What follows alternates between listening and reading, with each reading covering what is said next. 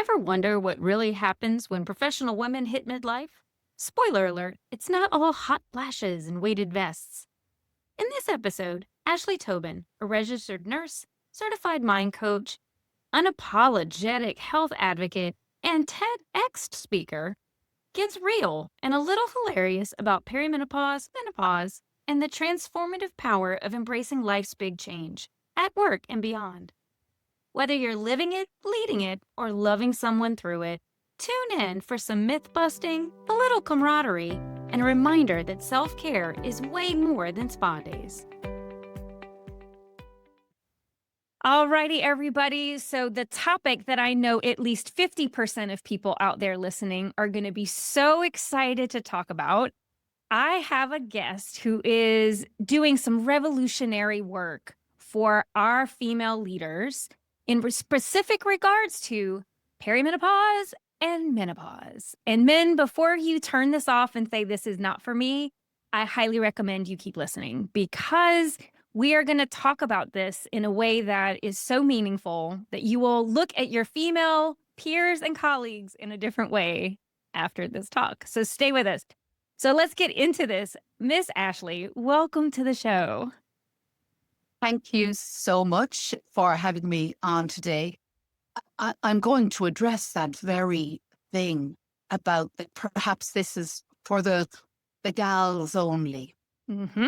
The phrase that I often use when I'm speaking with organizations or corporates is, if you are not that woman, you know her. Mm-hmm. She's a partner, a leader, a colleague, a sister, a mother, a friend.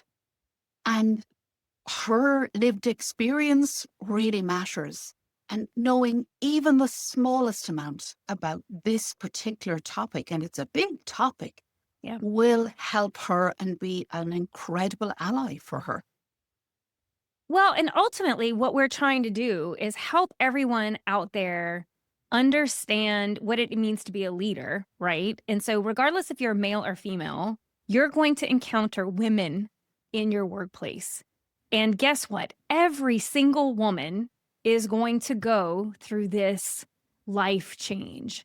And today, we're going to really talk about what this change means for the workplace. What does it mean for our female leaders? How does it affect you?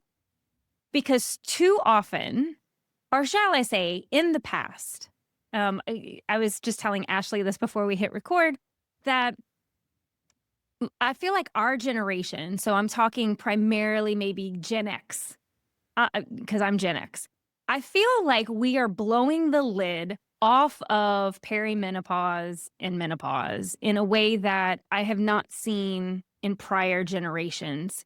At least here in the US, because I know you're over there in Ireland, which I'm a little jealous. I still need to get over and visit. But particularly here, we are like making a lot of noise about what this is, and trying to drive awareness around it. I can't tell you how many text streams and text chats I'm on are like, has anybody else experienced this thing? Or, oh my God, today I have brain fog. I've never had this before. I feel like I'm crazy. I cannot keep my thoughts straight. And I love that we're doing that, but I also want to talk about like how this is shifting things, because definitely it's not the same as it was 20 years ago. It has changed phenomenally. When I consider the landscape here in Ireland and in the UK, even 8 years ago, perhaps even 6 years ago, when I was speaking with organizations about different health topics, there were only a brave few who actually were interested in having conversations about perimenopause, menopause, or hormonal health. And invariably, they'd be terrified. What would happen if we had this discussion at work? Because way back then, this natural transition period was kept a secret, and most secrets tend to generate around them shame, and therefore no one really wants to talk about it. In the work that I've been doing for over 20 years, I've been working with women and I have seen the narrative shift from whispers of, I think I might be going through the change, to actually, I'm in my early 40s and I've noticed these symptoms. I wonder if perhaps it's perimenopause. And that's phenomenal to see. And that has happened primarily because we have, over the last 5 years in particular, had a lot more open discussion about what is a normal health chapter in every woman's life. I'm going to say it brings with it some tricky situations too, however, because although generally speaking, there's more conversation about hormones and perimenopause and menopause and what it is, it can also raise some of the ugly factors, which are the fear that perhaps if I mention that I'm of a certain age, or that if I mention menopause at work, does that mean, I get that label of being too old? Hmm. Or, oh, well, it's only her hormones. Or she's very cranky today. She mustn't have taken her pills. And although that is happening so much less here in Ireland and the UK, it really isn't tolerated at all now. There certainly was, as this conversation happened, um, much more awareness that this bias exists. Hmm. So that's the first thing. And so it's important that we have clear education, honest conversations, and that the conversations are primarily delivered in such a way that we can resource men and women in the work situation to actually deliver at their peak. The end, whatever is needed to do that. So it needs to be, I'm going to say, managed in a very particular and I would say healthy and progressive way. What do you think led the change of that? So, as we talk about the menopausal hormonal change, but what do you think was the factors that led to us starting to have more open conversation about this? Because to your point, this was not discussed. It was something that has, there's reasons we can talk about it. Definitely the discrimination component is still, I think, a very real factor for most women. And I know even women in my history, like talking to family members, even amongst themselves, they didn't talk about it. You didn't talk about it with your husband. You didn't really talk about it with other women, your friends. But now there's something that changed. What do you think that change was that made it something where it wasn't just comfortable to talk about in personal settings and private settings, but now it's something we're addressing in a public forum? Two very specific things happened. In the UK, a particular personality um, went public with the symptoms that she was experiencing at the time and did what is always needed to have happen when anything has secrecy and shame shrouded around it, is that people communicate more clearly. So in the UK, that's what happened. This very public figure began to share her experiences. Here in Ireland, it was slightly different. We had a talk show host, a radio talk show host, and he took a phone call from a woman about her experience of menopause. And for a week afterwards, his entire show was flooded, literally flooded with calls from women, from doctors, from nurses, talking about the need for discussion and education, not just for regular folk, but also for medics on this topic. From that moment, it changed. Everything changed. Wow. That's fascinating. I'm trying to think if there was something of a similar nature in the US, but no one specifically is coming to mind. I do, like I said, I do seem to think that, at least personally, I'll speak about my own story. So there's no shame here. I am approaching 50. And so I am definitely in the transition of some kind, as are many of my friends. And I think I want to say maybe it started with COVID, where we would start joking in COVID. Like it would start as a joke. I don't know if I'm having a hot flash or if I have COVID. Or, are these just did I sleep poorly? Do I have frozen shoulder? Or, have I thrown my back out? Like there was all these like jokes around, is it menopause, perimenopause, or is it some other life catastrophe happening? But from that, it quickly rolled into, has anybody had this experience? Does anybody smell burning all the time? My God, my ears itch. And like I've gone to the doctors, but there's nothing in there, but man, my ears itch. So I feel like it, in a weird way, what started out as jokes turned into almost a communal symptom repository of, oh, I had that happen. It lasted for me about 2 weeks. This helps, this doesn't help. Um, but one of the things that I'm most excited about is you're starting to see some health systems here creating menopausal clinics. So they're operated by doctors who are specific to women's health because it is such a unique thing. Like many things, no two women are going to experience the perimenopausal, menopausal journey in exactly the same way.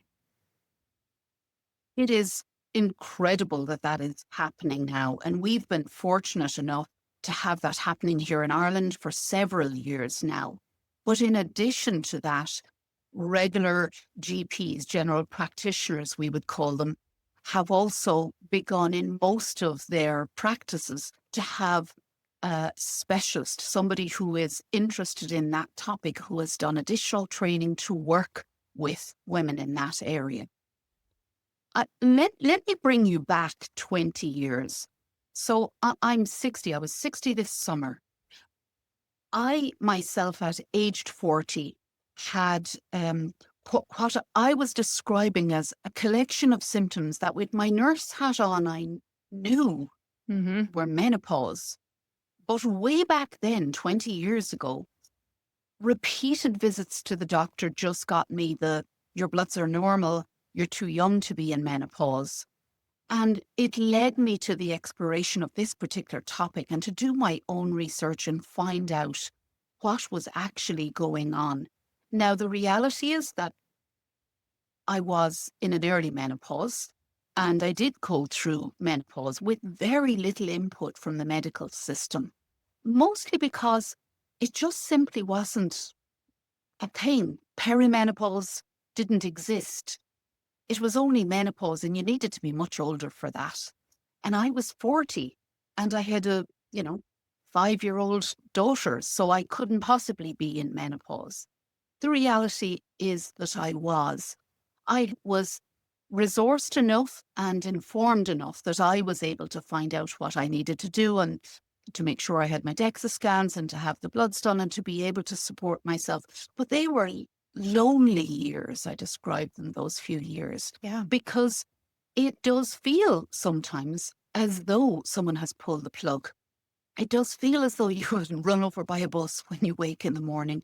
It can mean that there are aches and pains all over, that you can't remember your colleague's name, even though she's been sitting opposite you for several years now. And all of these things, on a good day, you can roll with them. But if you have no idea what's really happening to you, Yeah. it can just lead to, you start to think, well, what's going on here? So these days, at least, there is that, I suppose, understanding that perimenopause can begin 8 to 10 years before menopause occurs. And I describe it that the symptoms are nebulous. So, so, Mm-hmm. so they're, oh, I'm really tired. And then the next day I'm fine. Or I have aches and pains. Maybe I need an anti-inflammatory or something. I'm not sure what's wrong.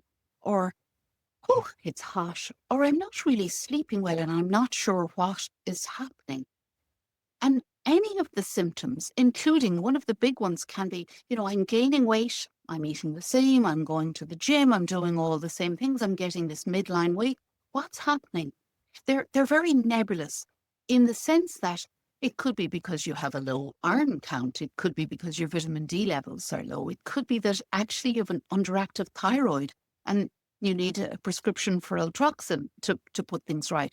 So very often the symptoms we get, particularly in perimenopause, can be that vague, nebulous type that we sort of get on with or tolerate. Yeah. And it's only when we sit down and go, actually, when I look at this in total, I'm not able to deliver.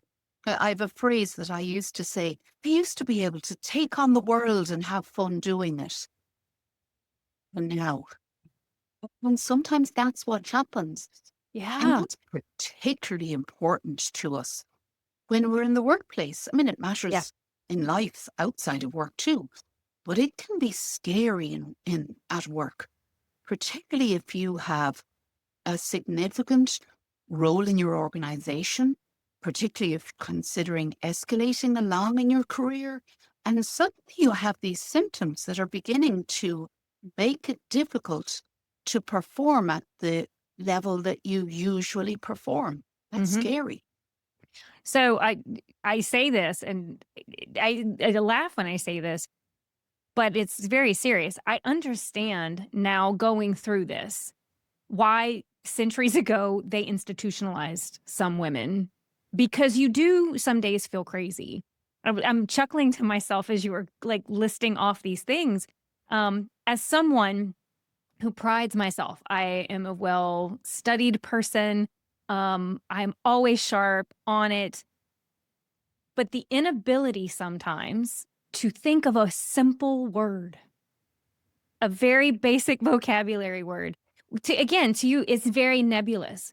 But when you're in a work situation and you're in a professional environment, and suddenly your brain just doesn't behave the way you've expected it to behave for your entire life, is an incredibly scary experience. When you suddenly can't maintain focus, and you can call it brain fog, but to get, for people who maybe don't understand that, like, your attention span is very difficult to maintain. You may start experiencing more anxiety, more depression, like your thoughts, your emotional state may flux in a way that you're not prepared for. My favorite is the one of you just experience rage out of nowhere, and it can disappear just as quickly as it came.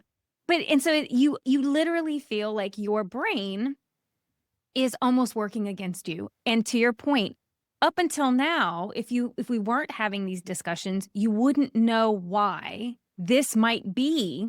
No, you don't necessarily have a brain tumor. It could be perimenopause. Because that's where some people think. I think there must be something wrong with my brain. I must have a tumor. Am I about to have a stroke? Because that's how dysfunctional you start to feel about yourself. And that's why talking about what does that mean in the workplace is so significant, because we now exist in a society where most women work. We have to work. It's not an option.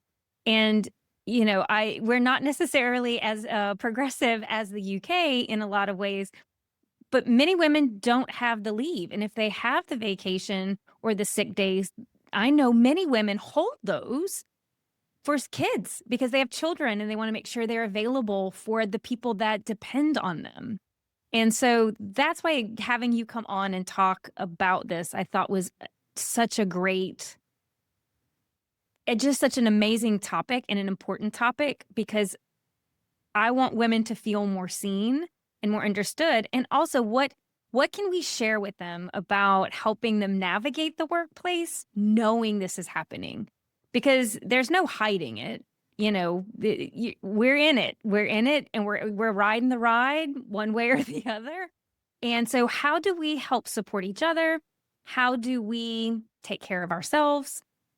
And for those that are on the other side of the fence, what are some considerations for your colleagues that you see who are who maybe don't feel like them? They may not feel like to you they're themselves. They're maybe a little different than you've experienced for years, and now suddenly you have a slightly different human in front of you. But yeah, that's so we can start wherever you like. So the first thing I'm going to say is that when we have symptoms that impact us so fully throughout our body, and that's how the hormonal system, the whole endocrine system works in such a way that it really, um, it's the human body is incredible. Our hormonal system is incredible. It influences so much of our functioning in the world, um, that it really is important that, and I suggest that we do this every 5 years, every 1 year is ideal, but every 5 years certainly, is that if whoever is listening in here, if they just take 10 minutes and sit down and check in with themselves. Because you referenced the point about how, women very often will hold that lead for others. Women very often will just keep going. They'll keep putting one foot in front of the other. But actually, it is important that we do take stock. If we're lucky enough to be alive, and that's how I view it, if we're lucky enough to be still alive at 40, at 45, at 50, at 55, at 60, and so on, we need to be checking in with ourselves to go, hold on a minute. Okay, so this is me now. How am I doing? What's working well? What's my energy like? What's my sleep like? How much time or energy do I have? Um, what sort of relaxation and fun have I? So just a general check-in. It doesn't have to be anything more than that. Where am I struggling? What's going on? Are there changes to my menstrual cycle? And for those that have the coil in, have things changed? Because what we forget sometimes is that if somebody has an IUD in place, you're still getting older. Your ovaries are still getting older if you're lucky enough to be alive. But I'm going to say, take 10 minutes Yeah. to check in with yourself. That's the first thing. Because I hate to break it to us, there isn't a queue of people lining up to go, how are you doing? Why don't you take some time there to look after you? And, that's, I would say, our job. We need to model well Yes. for ourselves, for our children if we have them, but for others that actually it's useful for me to stay in the driver's seat for my own health. So that's the first thing we do. And when we do that, then we can begin to know what we need to do to resource ourselves or support ourselves. In the workplace, I'm going to say, until it is a topic that is discussed, it's very often taboo.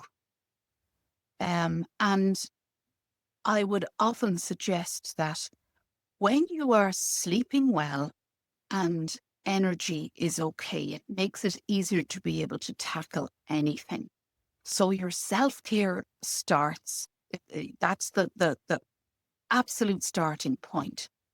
After that, it becomes simple little things that you can do to create a movement, I'm going to say, within your workplace. If there's just one other woman in your workplace, have the conversation with her.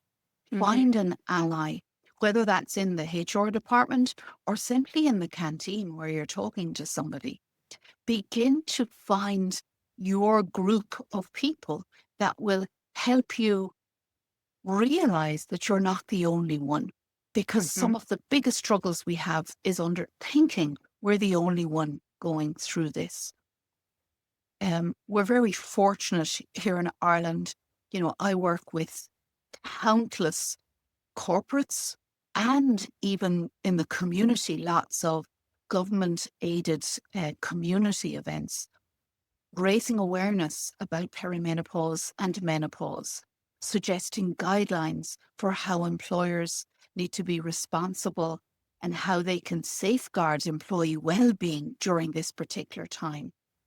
And the point that keeps coming back again and again is that because the age group of women between that 40 and 55 globally is large, and very often these women are at middle to senior management in their Mhm. organizations, a lot of that level of expertise can be devastating for an organization. It is very strategic and wise to be considering how we actually manage this particular resource that we have in our staff. I also let you into a little secret. What I tend to do when I'm speaking with corporates as well is that I speak about hormonal health in the 40s and 50s for both men and women. Because although not a medical condition, andropause, an equivalent or similar experience in men where there is a declining level of testosterone in the body during those 2 decades can often lead i- to similar sort of symptoms: lack of drive, a loss of muscle strength, poor motivation, difficult focusing. And so sometimes when we make this human experience of being alive in our 40s and 50s, it can land a little easier because there's a buy-in that says, oh, okay, so that's happening to me. I notice that. It must be tough if it's happening to her too. It's so funny that you say that because I have had this conversation with some male friends that they are experiencing things particularly related to lower testosterone and how that's affecting their ability to function. But it's so fascinating because even though both are not haven't historically not been talked about, I feel women are definitely treated differently and not in a positive sense because of their transition. And I had pulled up some stats before we met, and it was interesting because this actually came from the UK that they said, in tying back to what you were saying, that 28% of women were worried that menopause would make them look incapable to do their job. And when you think about how, to your point, the workforce of women in their 40s and 50s who are in this change at the leader level, the significant impact on any organization losing true institutional knowledge simply because we're not able to support each other in the right way. So I would love to hear from you because you work with corporations, you have helped them institute amazing guidelines. What are some things that, whether you own the business or whether you are a leader of a team, what are some things that we can do from a leadership perspective to help support our female employees who are in this season of life? I'm going to say the very first thing I suggest that an organization does is have some education for everyone. They may do it about other health topics too, but that it's really useful to, I call it, have a chat about perimenopause and menopause and debunk the myths and help people understand some of the challenges and also explore the absolute potential that is still there. And I'm going to say being only uncovered in women at this stage of life when supported properly. Education, I think, helps everything because we know more, we can do better, we can make better choices, we can know how to resource ourselves as employees, but also then we can know that we are saying inappropriate things or being inconsiderate with our demands, perhaps, or inappropriate with our objections to somebody going to the bathroom a lot on certain days when we know well that women may be experiencing flooding, which Mhm. is tricky to manage. But actually, some workplaces would have, frowned a little at the amount of times that she's had to go to the bathroom. When we know more, we understand more, and then we can begin to shape a better culture and a safer place for all employees and the employers. Yeah, one of my thoughts when you were saying that is even just asking if people are okay. Because I constantly think about how inconsistent the symptoms can be, as I say, through this season of life. And if you see someone who is not acting or behaving in a way you know them to be, is it privately just checking in with them and making it okay to have that conversation? I would love to think that in the US, we're progressive enough that we would have that level of education in a work environment. I'm still a little doubtful that's probably the case. But I think what we can do as an individual and as an individual in a leadership position, if you really care about your team the way we say we do, is educate yourself, ask good questions, and candidly notice your team because sometimes what may appear to be a performance problem is really related to a health problem.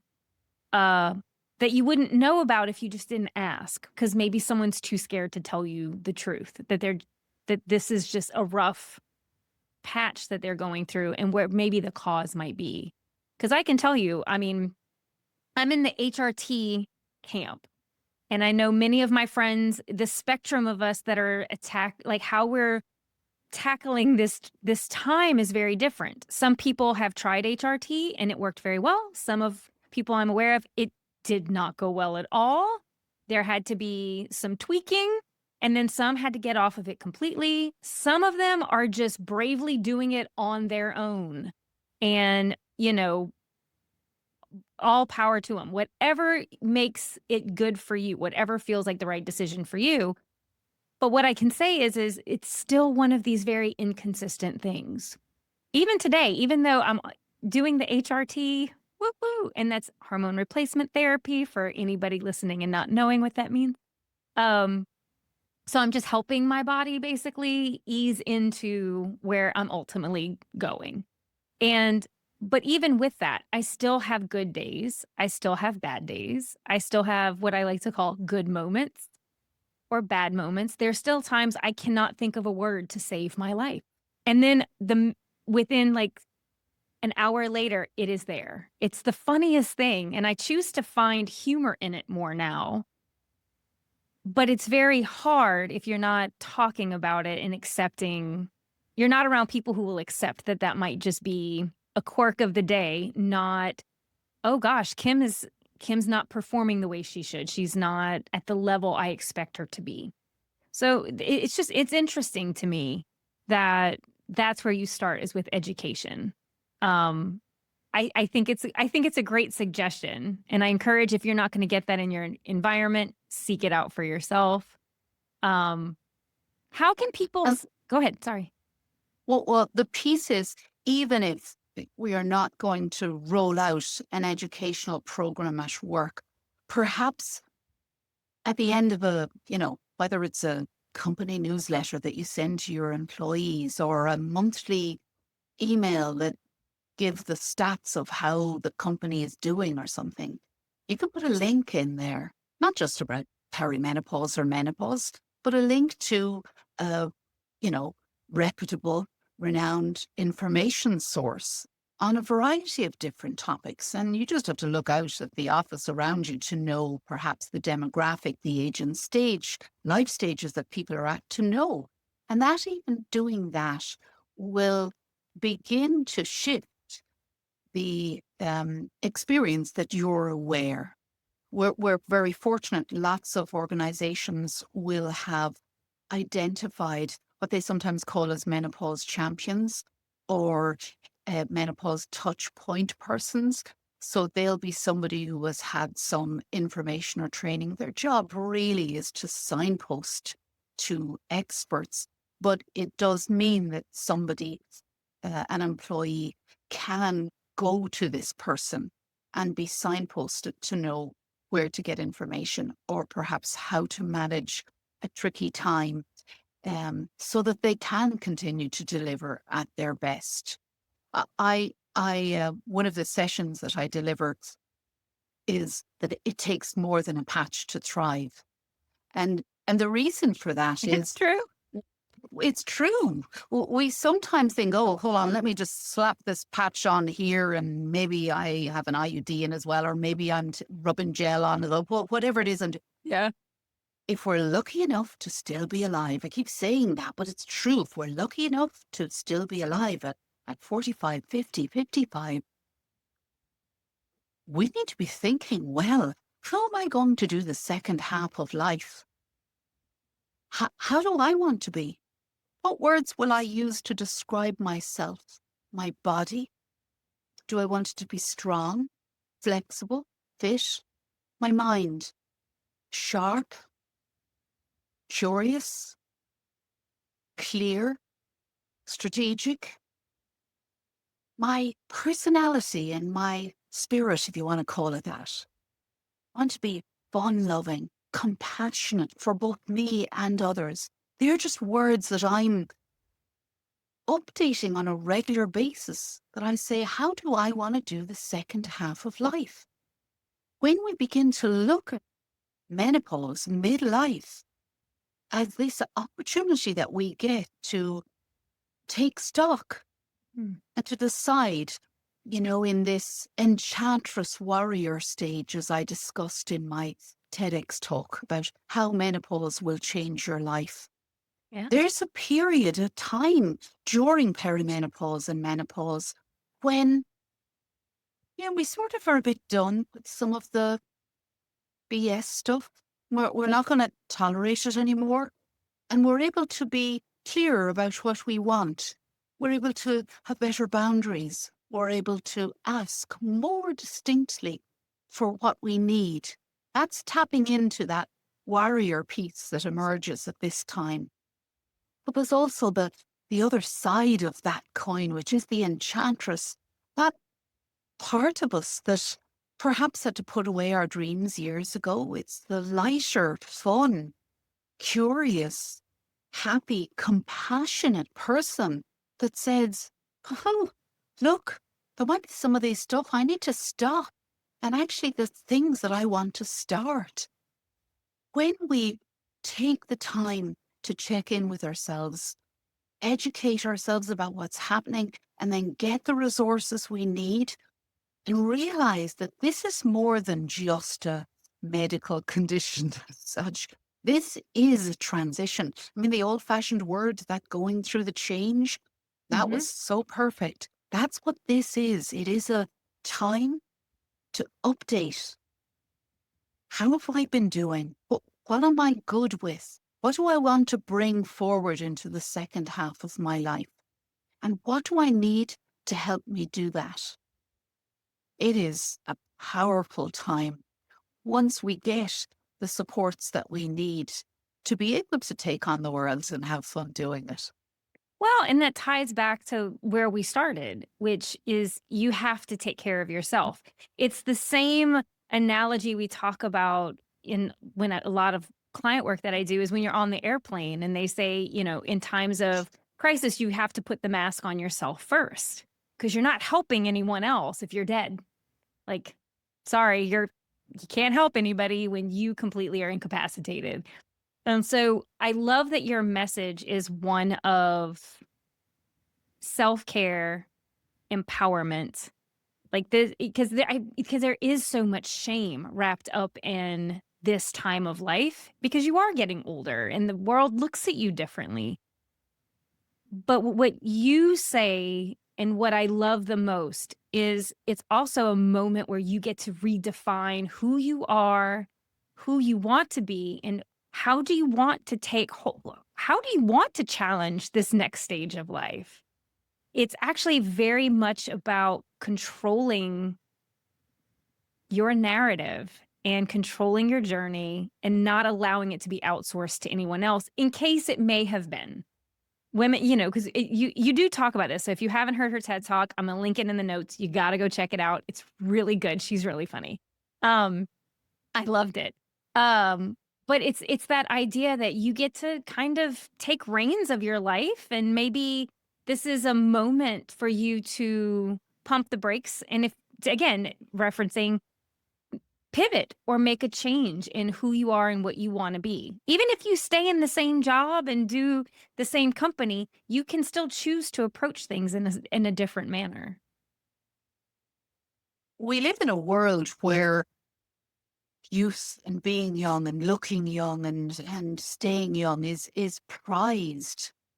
The reality is, if we are older, we're still alive, which means we're not dead, which is a pretty good thing in my book. I know it's obvious, but I'm going to say it anyhow because, we talk sometimes about self care, and I use the words, and I really don't like them because they sound like bubble baths, and that's not what I mean. Yes. I mean, it is time to say, hold on a minute here. I am alive. That's Yeah. pretty important, especially to me. How am I going to do me for the next half? Yeah. That's a really, really important question. And it's not always, what do I have to start doing? I mean, there may be some stuff we want to start doing. For a lot of us, it's about, what do I need to stop doing? Actually, I'm not doing that anymore. I reference it, the martyr mommy. Yeah, Yeah. no, we're not doing that anymore. And I'm very fortunate to still be alive. That means not dead. And at 60, I'm fitter, stronger, happier, more boundaried, and I like myself so much more than when I was younger. That's important because so many of us, for whatever trauma reasons, maybe have a mean internal critic. We get to update our story in menopause. We get to decide what we're going to believe for ourselves and what we're going to help create for ourselves for the second half. Because none of us are getting out of here alive. And we are more able to influence it than we know, for the simple reason we can influence in here. I just want to say, if for everyone out there listening, go connect with Ashleigh on LinkedIn. And because when you are the epitome of practice what you preach, like I love every update you ever provide. So she has a motorcycle and she goes riding in full leather and is living life by your terms. You are, because I'm pretty sure you probably weren't doing that at 20. If I remember correctly, you were not. Um, and I constantly think to myself, how freaking cool is that? Like, I agree with you. And I love that. I think it's important that we change this concept of self care from something that is very performative to something that is really meaningful. Because when I think of self care, it's what do I have? Am I nourishing my body? Am I nourishing my mind? Um, how I think, and to your point, how am I thinking about myself? Who am I surrounding myself with? Do I feel supported? Are there changes I need to make so that I can be closer to this idea of who I would like to be? And guess what? Those dreams can change. And I can tell you, if you know me throughout my life, my dreams have changed quite significantly over time. And that's good. And that means I'm going to probably have to change the plan in my life to help accommodate these new goals and ideas that I have. So I agree with you. I feel like the self-care industry got usurped by spa days and, to your point, bubble baths. And, you know, it's not just about protein shakes, ladies, and the weighted vests. Like it's so, I feel like you're laughing because you know what I'm talking about. You can't go anywhere now without seeing women wearing weighted vests everywhere. But I like the idea of having a much more meaningful interpretation of self-care as something including deep work on yourself. That I think is huge. I love that. My background is nursing before I was pharmaceuticals and then holistic medicine and then coaching and all of that. But I'm a very practical sort of girl. Uh, so this is an inside job first. And I don't mean navel gazing. The question that can really help, and certainly for me was one of the ones that helped me shift things significantly, is how much accommodating am I endlessly doing? Hmm. I'm going to accommodate an awful lot. And because we live in a world where we share space and with others, we do need to accommodate. But sometimes we spend a lifetime accommodating and neglecting our own needs, our own dreams, our own wishes, compromising our own values, compromising whether or not we're introverted and need lots of solitude, compromising that we know we feel better after a walk, but somehow we end up staying home to do some housework. So for me, that question that we can check in with ourselves and go, actually, am I being my own best friend? No navel gazing involved, but am I being my own best friend here? Am I endlessly postponing when it will be time for me to have a say in my own life? Yeah. Then when we answer that, we can have transformative self-care and spa days, weighted vests and bubble bath if you're into them. I think that is a perfect place to pause this conversation. Oh my goodness. Ashleigh, thank you so much for agreeing to come on the show, for squeezing me in before you go on this amazing life journey. If you want to know what that's about, I'm telling you, you got to go follow her on LinkedIn. That's how this works. Like, I'm teeing it up, but she is about to go on an amazing adventure and squeezed me in there so that we could have this amazing conversation to share with you.